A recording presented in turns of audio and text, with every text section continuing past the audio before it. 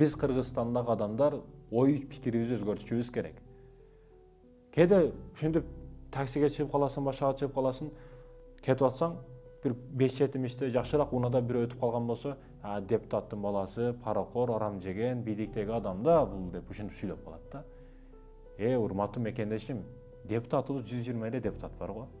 Бирок жакшынакай Саркеч унаада жүргөндө 120 миңден ашык. Бардыгы арам жегенби? Бардыгы бийликтен бирдеке урдаганбы? Андай жери жок. Биз оюбузду өзгөртүшүбүз керек, урматтуу мекендешим. Качанга чейин өзүбүздөгү жок ийгиликсиз күндөрүбүздү башкалардан ийгиликти көрө албастан өзүбүздү өзүбүз жеп, өзүбүздү өзүбүз каралап жүрө беребиз?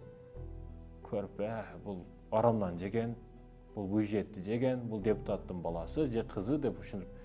Адалдан мага келгин, мен адалдан бизнес кылып байгандарды толтур эсептеп берем. 100 миңден ашык эсептеп берем. Адалынан бизнес кылып байгандарды. Адалынан машина сонун алып минип аткандарды. Көргөндө бирөөгө жаман көрүү, жек көрүү көз карашы менен эмес.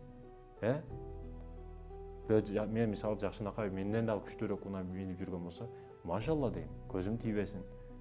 Көздөгү сук тийбесин. Бизге дагы насип кылсын деп дуа кылыш керек.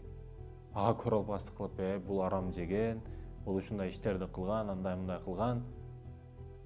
Билбейт болбосо, ал кишини тааныбайт, анын өмүр таржымалын билбейт. Мен карап туруп өтө кыйналган, бул бизнестин ак карасынан бардыгынан өткөн, кышынан дагы, күзүнөн дагы, жазынан дагы, жайынан дагы өткөн адам бул. Ошол бизнестин бардык кыйынчылыктарынан өтүп, анан балын, анан таттуу жерин жеп аткан учуру бул киши деп ойлойм да. Кээ бирөөлөр бар, жакшыраак унаада же жакшыраак үйдү көрүп калса, бул арам жеген, же бюджетти жеген, же мамлекетти жеген адам деп ушинтип кыялданып ойлоно берет. Туура ой багытта болушубуз керек башкаларга. Туура көз карашта болушубуз керек, урматтуу мекендешим. Туура эмес көз караштар жок кылат бизди.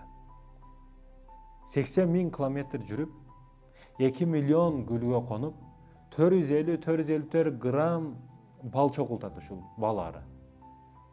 Не деген эмгек да? Ошон үчүн эми дүйнөдө бир эле бал болсо керек, айныбай турган тамак. Калган бардыгы айнайт. Айныбай тура берет. Неге? Себеби өтө катуу артында эмгек турат да. Бирөө жакшыраак унаа минсе, жакшыраак үйдө жашаса, ал ушунчалык эмгек кылып койду, урматтуу мекендешим. Ошондон экен бирөөгө жакшы көз карашта болгонду үйрөнүшүбүз керек. Жаман көз карашта болбой эле.